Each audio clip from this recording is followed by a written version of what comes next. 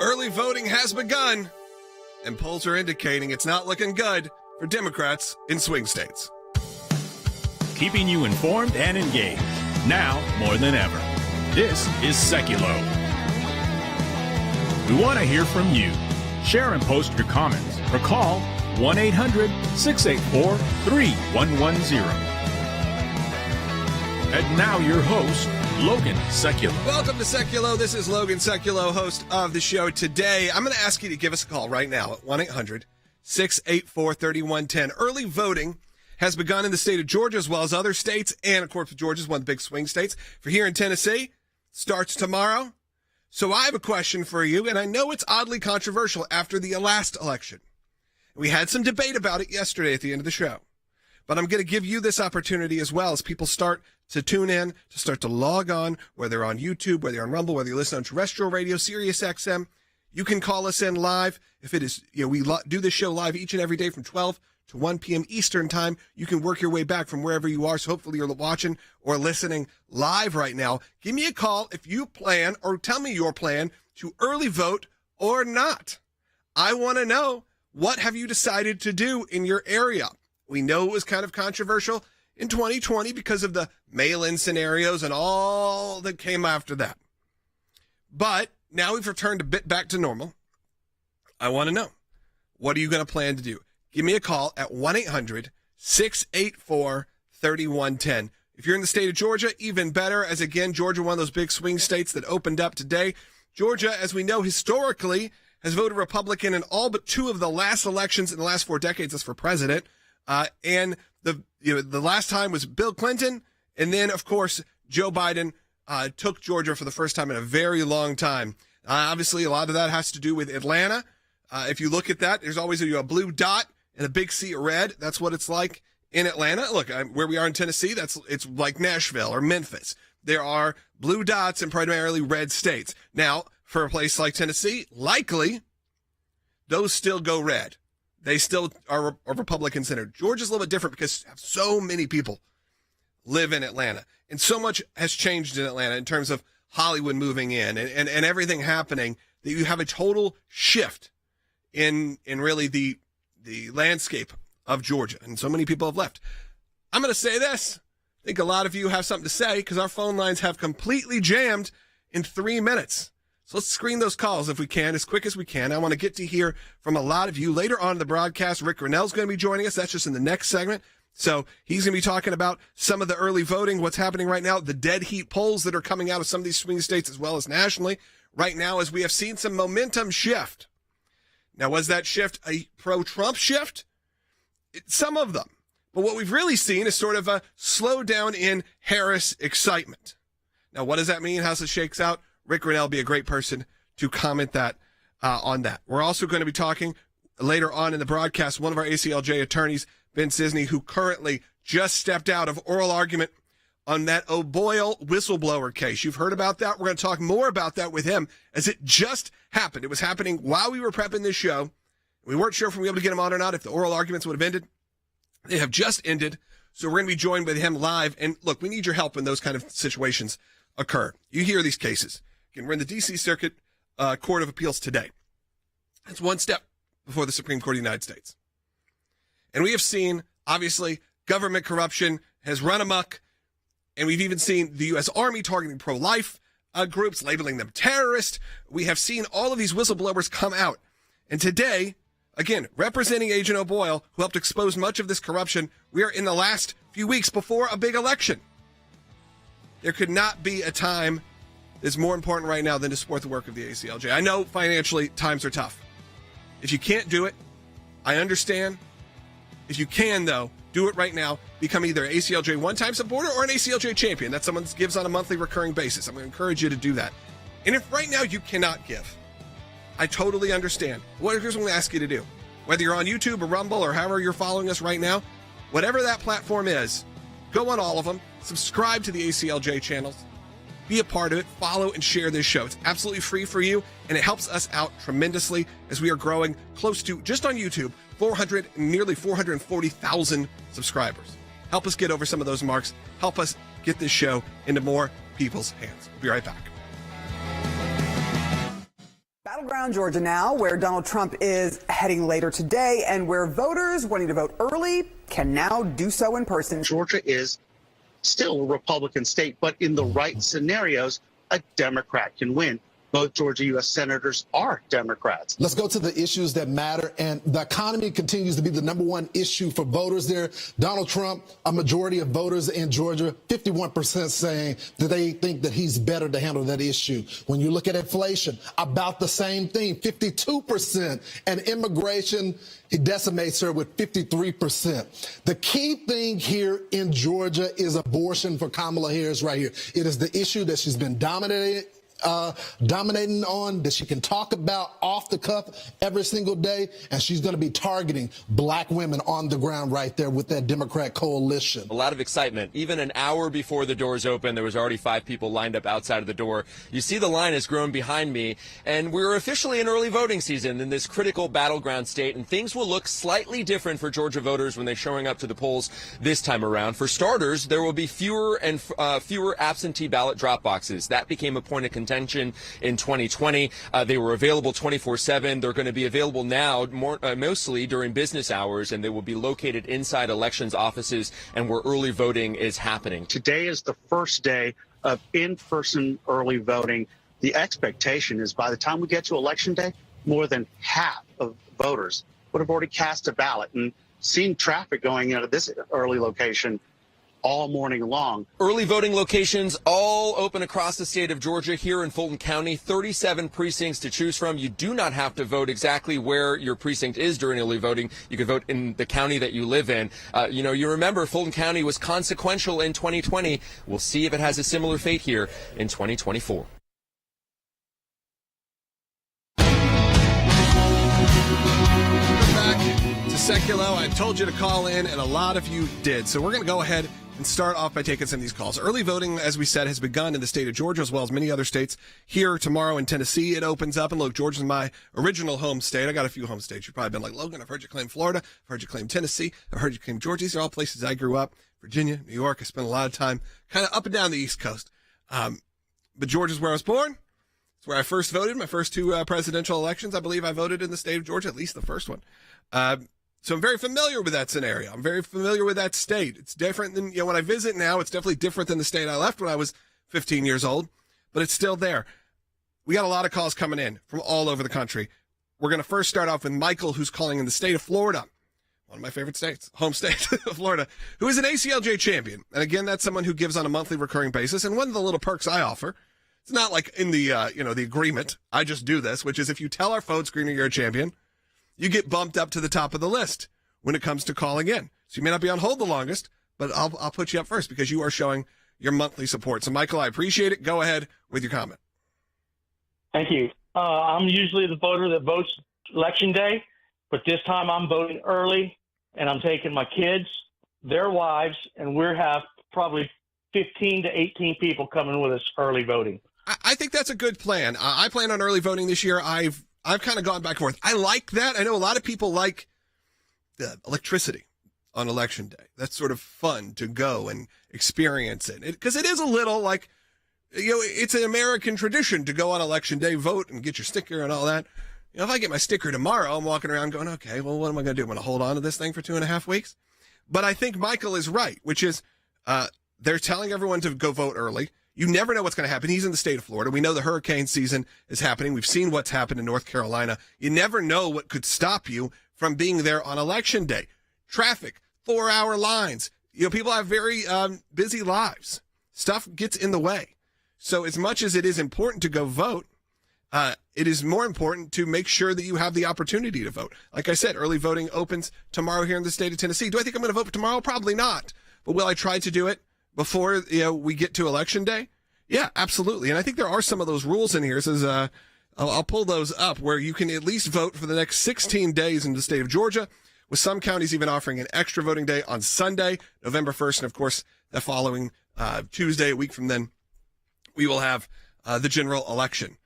And it's going to be crazy, and it's going to get wild. And what I really hope and pray is that we have some answers fairly quickly, that this isn't another situation where we're 2 or 3 months from now still talking about it. But it very well might be. I think after 2020, all bets are off. And, of course, we all if you were there, if you remember. I deal with a lot of students now, so that they weren't there for it because they're all in their early 20s. But you may remember, the Bush-Gore years or the Bush-Gore election, and that also strung on for weeks and weeks. I think we romanticize a little bit these years where there was definitive victors, when there was a Obama or there was a George W. Bush. Those elections, or George W. Bush the second time, we kind of forget that obviously with Trump and Clinton there was issues. Trump and Biden, there was issues. There's issues, a lot of issues with Bush and Gore. And I'm sure historically, if you go back even further, there were times when it was like this. It's not that uncommon. But what I'm hoping for, just for the sanity of the country, is that we have some answers on election night, though I'm not going to be shocked if this goes weeks and weeks. But unfortunately, and it feels like technology and everything should move forward where we don't have to do it. Let's continue on with some of these phone calls. Let's see who we're going to go to next. Let's go to Karen in California. California's been an interesting state recently because you have President Trump making stops there, historic stops, as, again, a state that likely is not going to end up voting for President Trump. But he knows also there's a lot of areas, a lot of red areas where down ballot. That's important. You want to have support out there in California. And we obviously know that it's a Democratic stronghold, so you don't necessarily always hear from that candidate as well. But Karen, you're on the air. Hi there. So, I was told to go ahead and take my ballot that I get mailed in the mail straight to the voting polls and go ahead and surrender them there and then do a new one right there and put it into the machine right away. What happened to a friend of mine and her husband, who happened to be Republican, but anyway, they had signed theirs. They had taken it. She had taken it to the clerks, put it in the mailbox, and it came back later that they were disqualified because their signatures did not match. Didn't match. Yeah, I think, Karen, we hear that a lot, actually, with the mail-in voting and with even absentee voting, which is once they actually go through the process of doing it, a lot of ballots are thrown out because signatures don't match on your ID. And look, I can tell you, like, my driver's license signature, I think I did when I was, here in the state of Tennessee, like when I was 18. I'm now 38, 39 almost. This is, it's not like my signature hasn't evolved over the years. So I would suggest that. I don't know about the mail-in situation in California. It seems like it's getting crazier, as we know that even members of our staff who have moved here, who have made the big exit of California and moved to Tennessee, we're getting their mail-in ballots sent to them, even here in Tennessee, from the state of California. So I'm not sure the rules and regulations there, but I do think that early voting is good.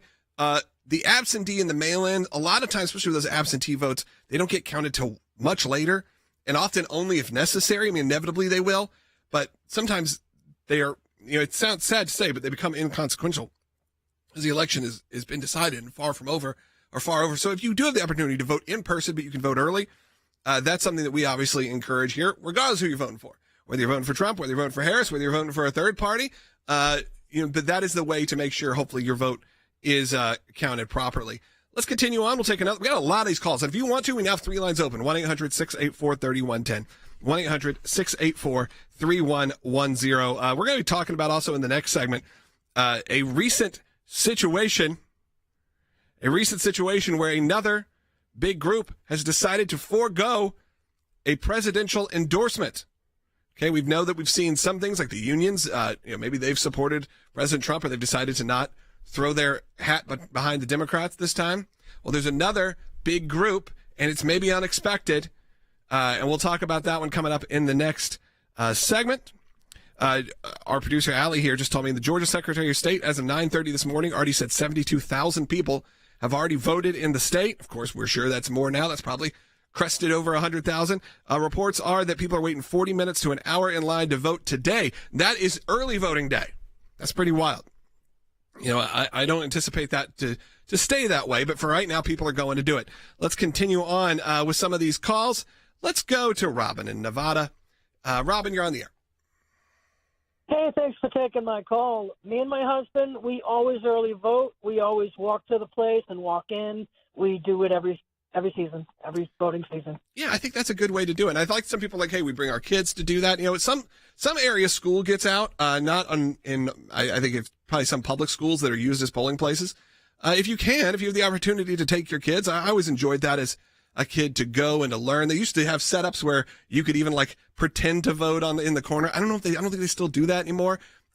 It's much more efficient. This was when it was still paper ballots, and you would go and they even taught you how to do it. Like, here's how you punch out the spot, or here's how you fill in the, those are things that we're losing a little bit in America, especially when educating our children. And I know things are going to change. Obviously, it's changed dramatically since I was a kid when it started as paper ballots, moved to digital. Most of my voting life has been digital now. But I do think there should be that education of, here's what we're doing. Here's why it's important. Teach your kids, your grandkids. Here's why we do this. How you decide who you're going to vote for. We used to do kids pick the president. We used to do that at school. We used to do that on Nickelodeon. They still may. When I worked there, they were doing kids pick the president. And they didn't always, a lot of times it did, because your parents influenced who you'd vote for. But it didn't always end up being the person who won. Always pretty interesting. I think we need to do that. Keep educating. One of the things we put out 4 years ago was a puppet video on our Bald Beagle YouTube channel, which is for children. It's a kids YouTube American history and social studies kind of channel that we have on there. Some great content that we produced. And one of them is a long form video of why the Electoral College is important. If we have time today, I may run that, because you may have heard recently in the news, people like Tim Walz and other people saying, hey, I think it's time we need to go to popular vote, abolish the Electoral College. The Harris campaign was like, we didn't say that, but he said it. And we think it's a good reminder, not just for your kids, maybe for you as well, of why we don't live in a country where it's all dictated by popular vote, because you want to be represented across the country. We only got about a minute left in this segment. In the next segment, we'll take some more calls at 1-800-684-3110. Again, 1-800-684-3110. And we're going to talk about that PAC that decided no endorsement. Now, the reason they decided no endorsement may shock you, may not. It's not necessarily positive, I'll say that. It's one that hopefully you disagree with their position. But you know what? It doesn't help the talking points that the Democrats have been pushing, and they're not necessarily I'll just tease it. I'm just going to leave it at that. We're also going to hear from one of our ACLJ attorneys, I believe coming up in the next segment as well, Ben Cisney, who just got out of court. The oral argument just finished on that big FBI whistleblower case. Again, that was in the D.C. Court of Appeals, one step away from the Supreme Court of the United States. We're going to talk to him when we get back. We can't do that kind of work or this broadcast without your support. So right now, as you hear this and you go, hey, this is really representing my point of view. This is really people who are taking initiative for us. I'm going to ask you to go become an ACLJ champion. You can do that for as little as $5 a month. We'll be right back.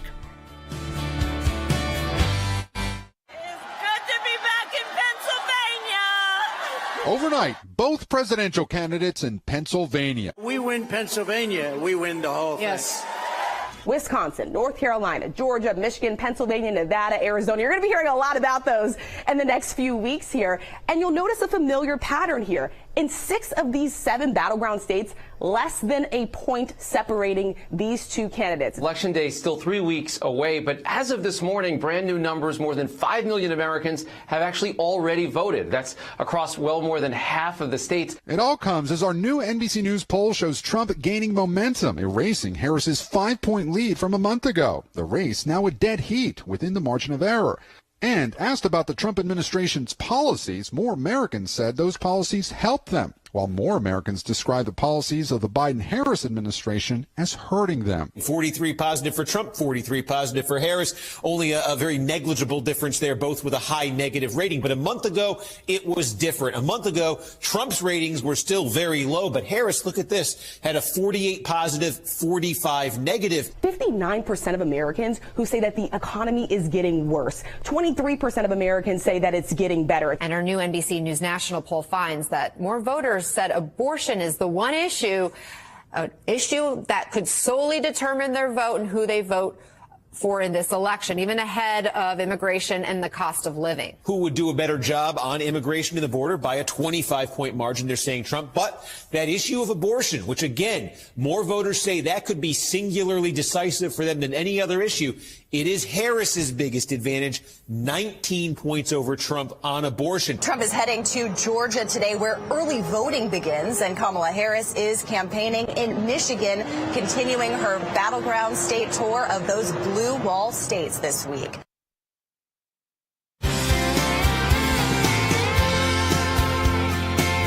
Welcome back. I'm going to encourage you to keep calling at 1-800-684-3110. If you're on hold, whether you're James, Richard, Lewis, or Pauline, stay on hold. We're going to get to you coming up in the next segment, so stay tuned. We also have a couple lines open. We are now joined, though, live from Benjamin Cisney, Senior Counsel for Litigation and Public Policy at the ACLJ, who just, minutes ago, stepped out of court, the D.C. Circuit Court of Appeals.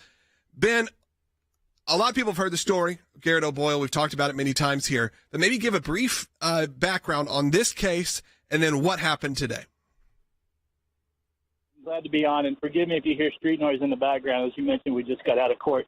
But basically, in a nutshell, Garrett O'Boyle was an FBI special agent that made protected disclosures to Congress, whistleblowing, and that's protected by the law. And then over the course of a year, but then the FBI suspended his security clearance and then suspended his employment, and basically has left him in limbo ever since, I think going on about 2 years. And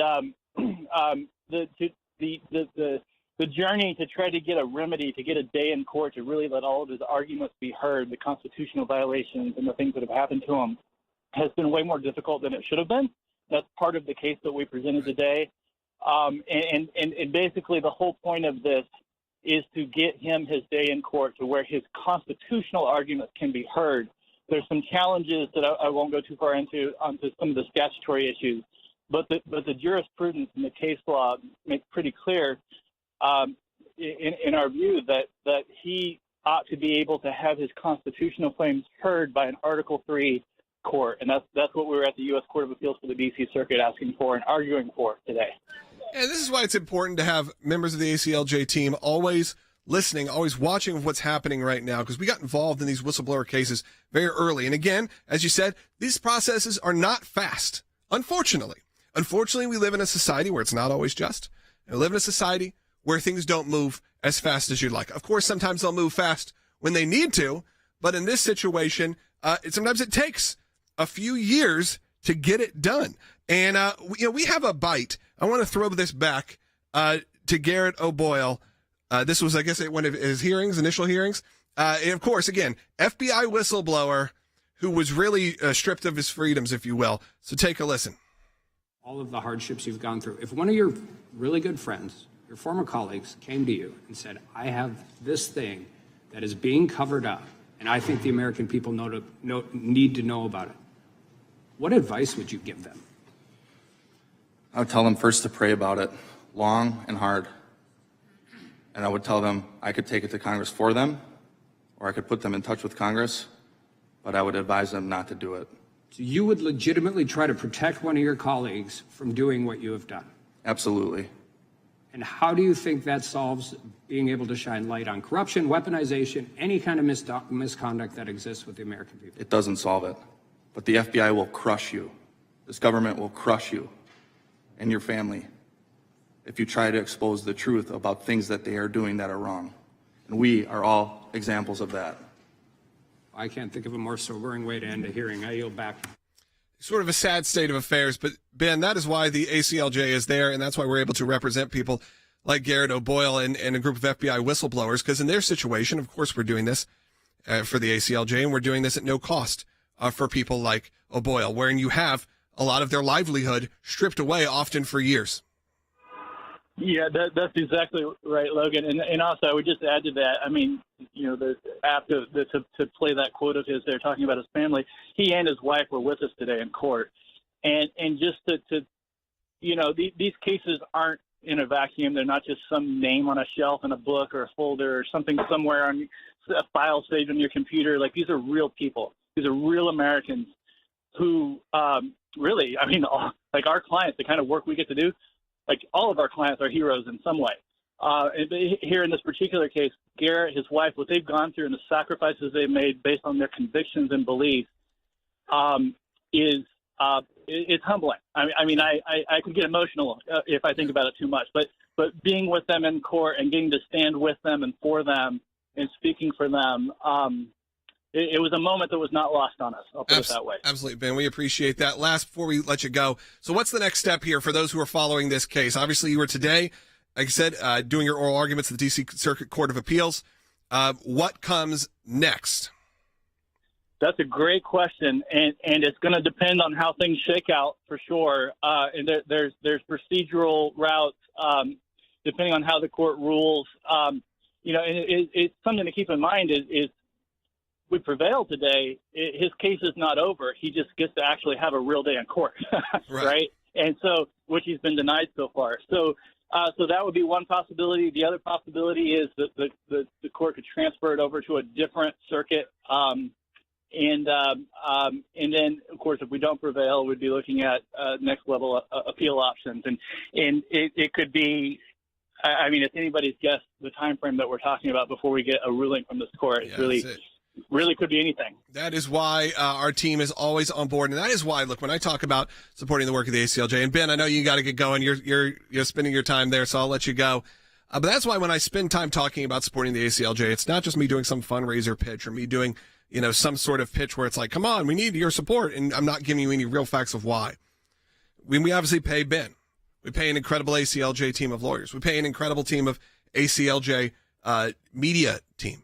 None of this happens alone. It doesn't, as he said, none of it happens in a vacuum. And I want your voice to be loud. And I want it to be presented the best possible way. So I want the best of the best. I want the best lawyers we can hire. I want the best media team we can. If we're putting together a documentary, I want it to be incredible. If we're putting together a broadcast every day, I want it to be incredible. If I'm putting together a legal case, if I'm working with our team to make sure that we're able to do this, we're working on this campaign right now that is going to be rolling out. You heard us talk about it. That was inspired by my trip to Massachusetts when I was there and I saw this horrifying campaign the state of Massachusetts is running. I've seen the visuals of what we're going to be presenting, and they are incredible. And we can't do that without your support because we're here to represent you.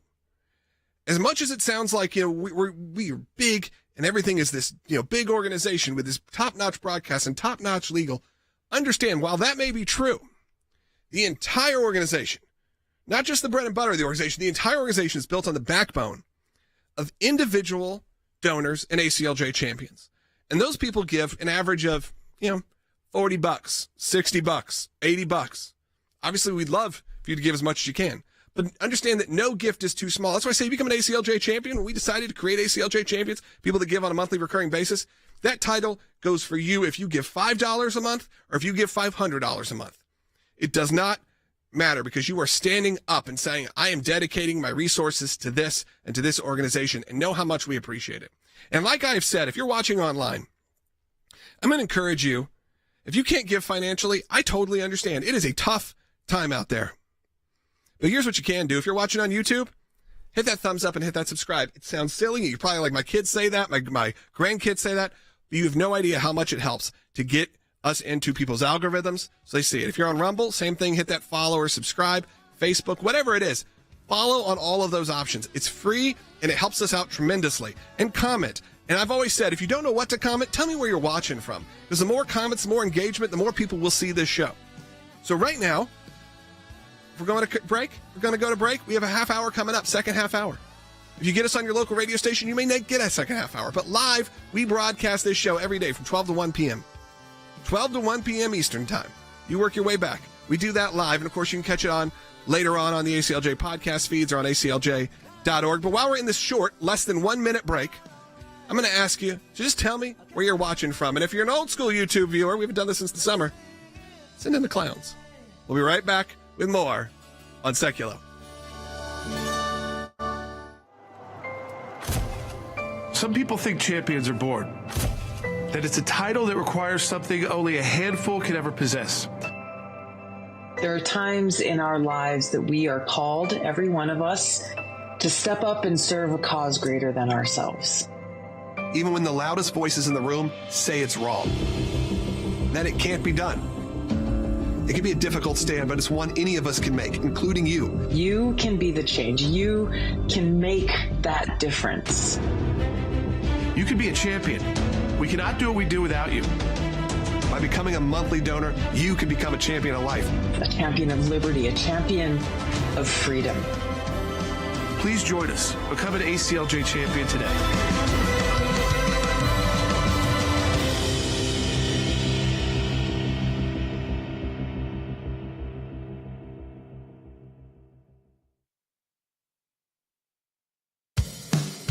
keeping you informed and engaged.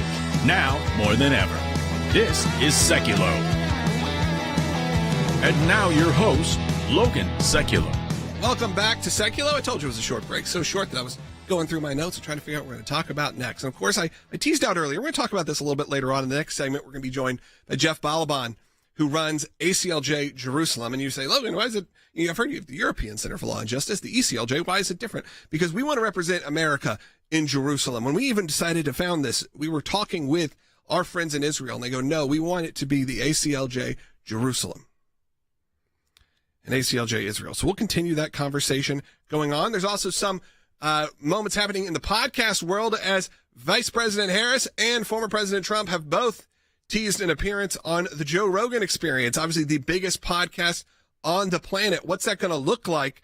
Joe Rogan, obviously known for doing multiple hour conversations with a lot of our friends like Tulsi Gabbard, who have been on that show many, many times. And I'm sure a lot of you are fans or at least are supporters of his show. He definitely always has an interesting perspective. We have seen now President Trump make the rounds on sort of I'd say almost the Rogan outside, not necessarily Rogan's main show, but we've seen, a lot of these other podcasts he's appeared on, Theo Von and Bussin' with the Boys and all of these that he's shown up on, Impulsive with Logan Paul, younger, podcasts aimed at a younger audience. Now, Rogan's actually a little bit older of an audience. So I'm interested to see how that's going to go. We're going to continue that conversation as well. One of the things I wanted to bring up, and I'm going to bring it up with Jeff Balaban a little bit later, is again, you may have been saying, I see in the comments also saying, what about that big non-endorsement? What was that? Well, this came from the Arab American PAC in Michigan. And they announced that they will not be supporting Vice President Harris or Donald Trump. And why? Of course, because of their stance on Israel. Because as much as the Harris administration, future potentially, I'll call it that now, why not? The Harris administration, because it's not really the Biden administration anymore, Harris wants to distance themselves from Israel. They've also found themselves in a weird situation where they're trying to both make sure their Jewish base is happy, who traditionally votes blue, while also making sure their far left, squad style group is also happy. But what happened? It did not work. This is from the Arab American Political Action Committee. They sent a statement that this year we face a choice of two candidates who are harming our communities here and our families and friends in our homelands. We simply cannot give our vote to either Democrat Kamala Harris or Republican Donald Trump, who blindly supports the criminal Israeli government led by far-right extremists, including Prime Minister Benjamin Netanyahu. And of course, this comes after also one of the squad. Let me find that one. Yeah, here we go. Democrat member of the squad, Rashida Tlaib, also called Benjamin Netanyahu just a few weeks ago, a genocidal maniac who is burning people alive, bombing hospitals, starving people, killing aid workers. That is what's happening from that side. So you can't make that side happy by saying, hey, we're still going to support Israel. We're going to send troops. We're going to send supplies. It's another one of those situations where they try to have their cake and eat it too. But of course, we all know the good guys in this, but for some reason, they're having to try to, kowtow to both. And this is what ends up happening. You have a situation where, look, I'm happy they didn't endorse Harris, but I'm not happy for the reason. I'm happy they didn't endorse Trump too, by the way. I don't necessarily want their support if they're this aggressive. That's a ridiculous thing to ask for. But what I don't want is essentially hate for the Jewish people and hate for Israel to continue on like it's been happening all throughout the last 12 months. I mean, obviously it's been happening for millennia, but the last 12 months more aggressively here in this country. I'm asking you to give us a call as we head into this next segment. Jeff Balaban is going to be joining us. We're going to discuss all that's going on in Israel, as well as how you can support and help us. We have phone lines open, 4 lines open right now, 1-800-684-3110. Still taking questions. If you want to tell me how you're going to be voting, whether you're going to be early voting, voting on election day, why, give me that information, why you've decided, or maybe you're voting absentee, maybe you're doing mail-in. I'd love to hear from you and your reasoning. That's at 1-800-684-3110. Again, if you're watching on YouTube, I'm going to ask you to hit that thumbs up and throw in a comment as well. Love seeing all those clowns, and I love seeing where everyone's watching from all over the world, not even just the country. Pretty amazing. Give me a call, 1-800-684-3110. We'll be right back with more on Sekulow.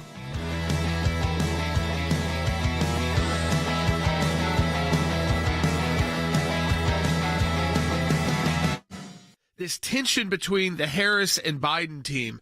This is starting to be very real. Of course, just a few weeks out. Usually, a White House, a vice president running for president would be pretty coordinated with the campaign. I mean, there's laws; they're not supposed to be exactly, super coordinated. That may not be the word they'd want to use, but you know what I mean. You wouldn't be scheduling things that would walk over the other person. You'd make sure that the president, who maybe wasn't running, wasn't stepping on the vice president who was running, and that at least the basics of just scheduling were going to be worked out so that it was something where it looked like you were still part of one big team.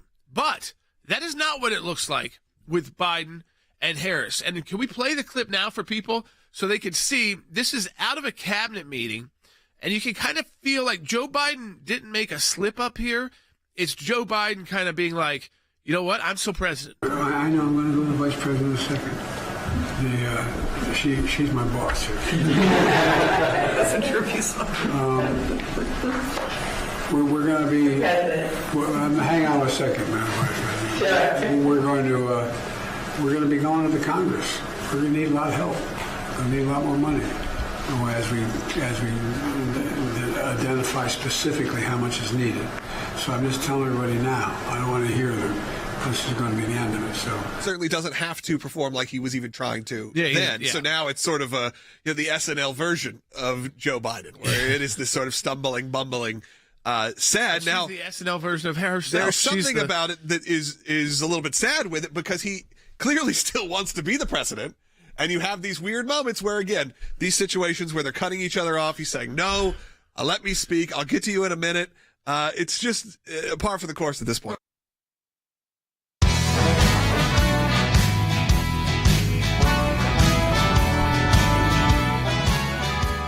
Welcome back to Sekulow. We are joined by Jeff Balaban from ACLJ Jerusalem. Jeff's on the phone. I'm just let you know, if you're one of our viewers, you're like, hey, I usually like to see Jeff, but we're having some issues with Zoom and Skype today. So Jeff's on the phone today. So I just wanted to give you a heads up for that. Give us a call also. I'm sure you're going to be intrigued by this segment. 1-800-684-3110. A lot of news, Jeff, coming out of obviously our own world in terms of politics, where you have a situation where, of course, the squad members who have never held back against their dislike of the state of Israel and, of course, of Prime Minister Netanyahu. But you had Rashida Tlaib calling Prime Minister Netanyahu in a tweet yesterday, in an X post, if you will, a genocidal maniac who's burning Palestinians alive, bombing hospitals, starving people, and killing aid workers. When will our country stop funding the madness? When? This also comes from a moment where you have the Arab American PAC say, we're not endorsing either of the candidates because they're both pro-Israel. When you have those kind of counterbalance statements, it is a troubling time, but I wanted to get your thoughts.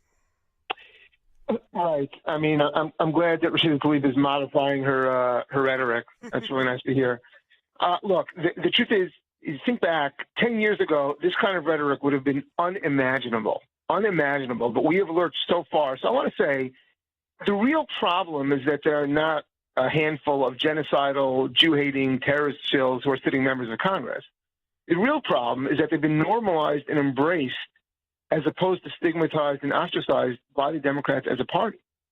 That they're bringing into our country waves of jihadi maniacs who are voting people like this into office, and that they feel so strong that rather than say, look, we've made gains here, they know, these maniacs, that the more anti-America, the more anti-Semitic they are, the more anti-Christian they are, the more direct they are about it, the more they refuse to play ball, the more the Democrats will kowtow to them. At some point, this has to stop because it's destroying our country. It's making it so dangerous.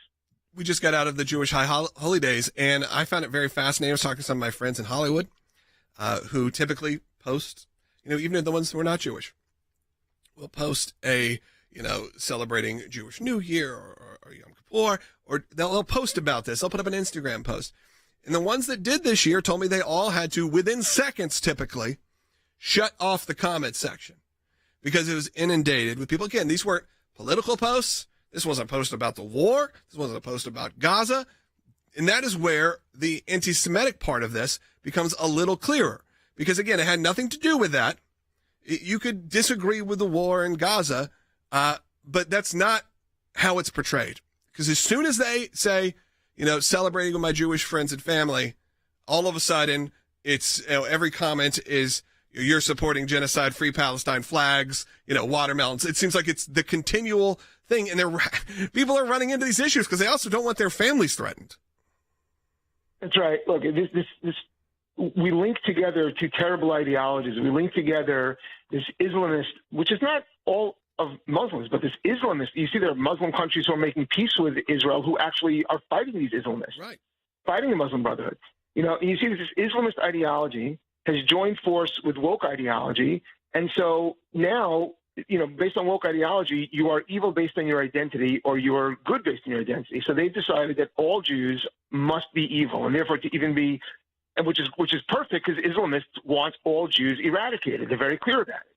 So, it's also important to note that when the left uses phrases like genocidal or violence, etc., they're always projecting what they actually want and actually are engaging in.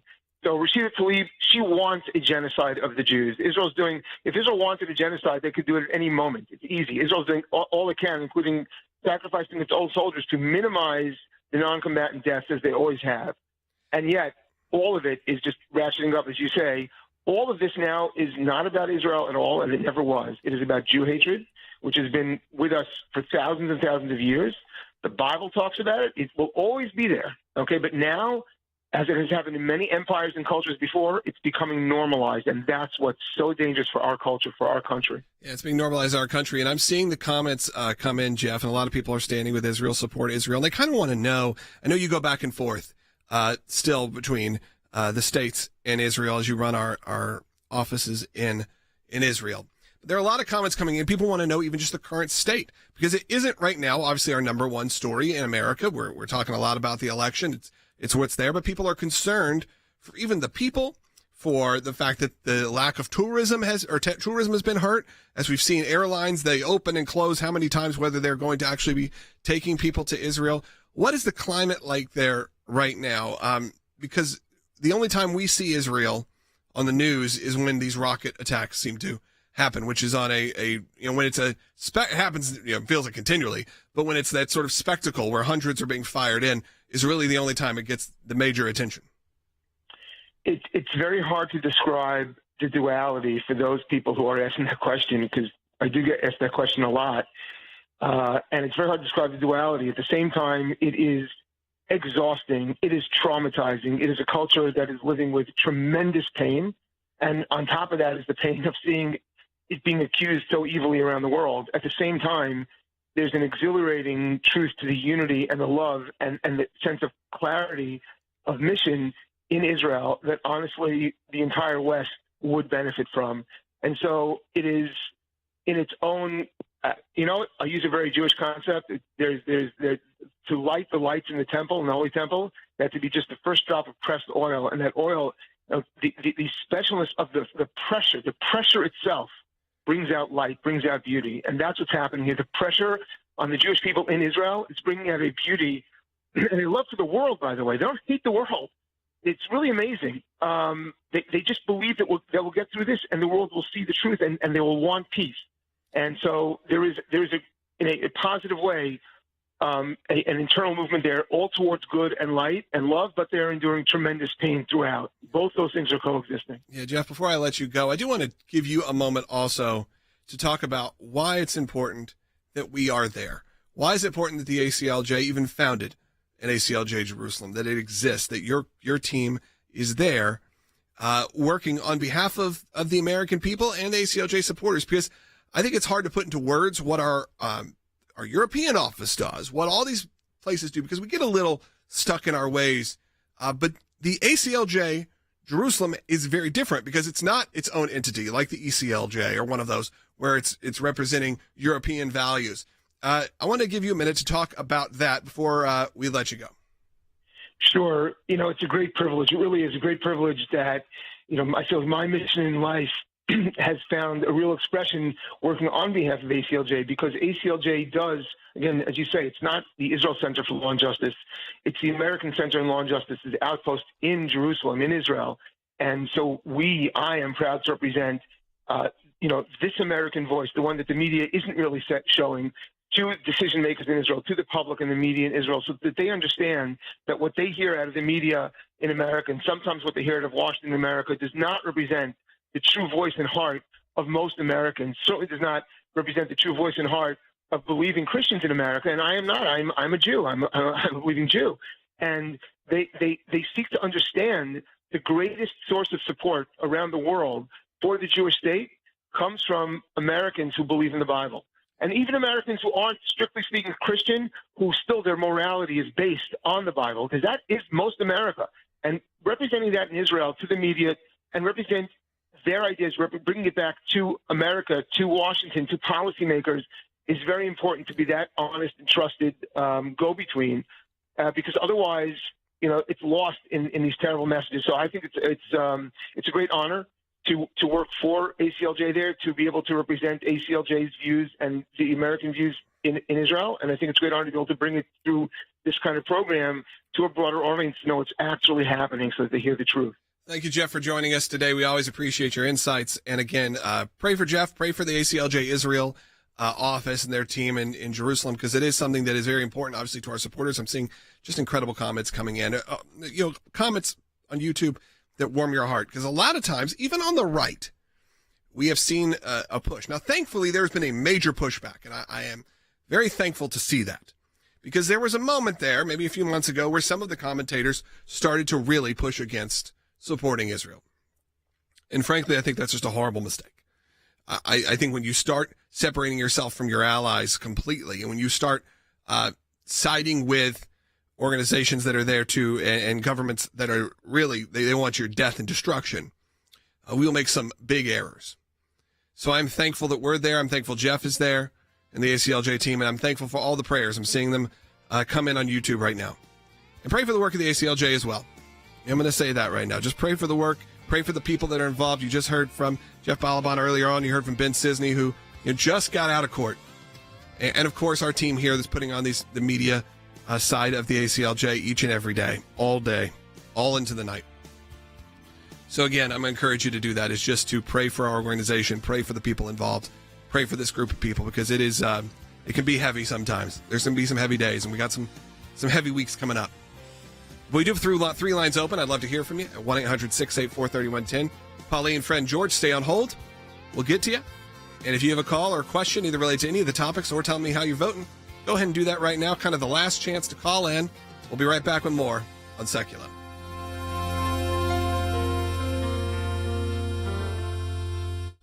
Battleground, Georgia now, where Donald Trump is heading later today and where voters wanting to vote early can now do so in person. Georgia is still a Republican state, but in the right scenarios, a Democrat can win. Both Georgia U.S. senators are Democrats. Let's go to the issues that matter. And the economy continues to be the number one issue for voters there. Donald Trump, a majority of voters in Georgia, 51% saying that they think that he's better to handle that issue. When you look at inflation, about the same thing, 52%. And immigration, he decimates her with 53%. The key thing here in Georgia is abortion for Kamala Harris right here. It is the issue that she's been dominating on, that she can talk about off the cuff every single day, and she's going to be targeting black women on the ground right there with that Democrat coalition. A lot of excitement. Even an hour before the doors opened, there was already 5 people lined up outside of the door. You see the line has grown behind me, and we're officially in early voting season in this critical battleground state, and things will look slightly different for Georgia voters when they're showing up to the polls this time around. For starters, there will be fewer and fewer absentee ballot drop boxes. That became a point of contention in 2020. They were available 24/7. They're going to be available now mostly during business hours, and they will be located inside elections offices and where early voting is happening. Today is the first day of in-person early voting. The expectation is by the time we get to Election Day, more than half of voters would have already cast a ballot, and seen traffic going into this early location all morning long. Early voting locations all open across the state of Georgia. Here in Fulton County, 37 precincts to choose from. You do not have to vote exactly where your precinct is during early voting. You can vote in the county that you live in.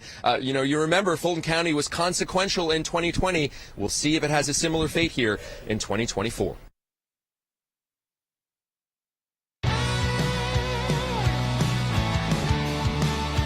Welcome back to Sekulow. Last chance to get your calls in. 1-800-684-3110. 1-800-684-3110. Let's go to Pauline, who's calling in North Carolina. Been on hold for half an hour, and I appreciate that, Pauline. You're on the air. Okay. My question is, I have an absentee ballot, but I don't know if I need to go back to North Carolina where we still don't have water and electricity. Yeah. But I don't feel safe about the mail-in ballot. I don't know why. I just don't feel safe about it. Pauline, I think that is an understanding thing, and we know that absentee ballots are typically the last ones that are counted. North Carolina is a very important state. Now, look, I'm not going to encourage you to your safety. Truthfully, your safety, I believe, is more important than a presidential election. So if you can't get to where you need to go, send in your mail-in ballot. You send in your absentee ballot. That's why they exist. That's why they're there. If it's close enough, it will get counted. It will get counted later on either way. So, of course, there is the mail, whether the mail can make it. And there's always those things that people get theirs returned later on. Or you heard earlier the person who said their signatures didn't match. There's going to always be that concern.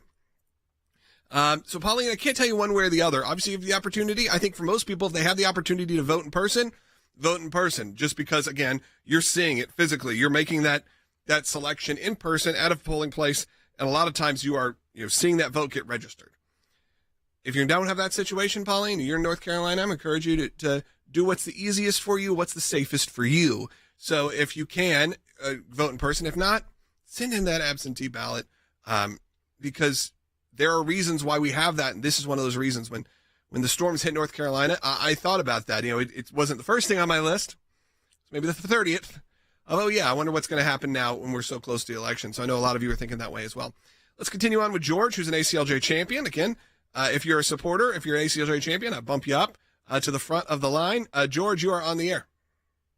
Thank you. I have both a challenge and an embarrassment for the Christian community in the United States. George Barnum just put out the results of a survey, and 86 million Christians did not vote. Yeah. Now, if we had them vote 2 elections ago, by now this country would have already been turned around. It is an embarrassment to me as a Christian to think that 86 million Christians stayed home. Yeah, I mean, look, George, it is not just and again, I appreciate your support in being ACLJ champion. It's not even just a problem with Christians. Obviously, that's who we're talking to a lot of the time, so I understand that. But I'm sure we can pull up the number. The number of people that don't vote who can is pretty wild. And I'm sure we can get that data here quickly of how many people who either aren't registered or just decide not to vote. And sometimes it can be because of the way media portrays all of this. When you make everyone into the devil, Kamala Harris, Donald Trump. If everyone's the devil, there are people in the middle, or not even people who are not that politically involved, who go, I'm out.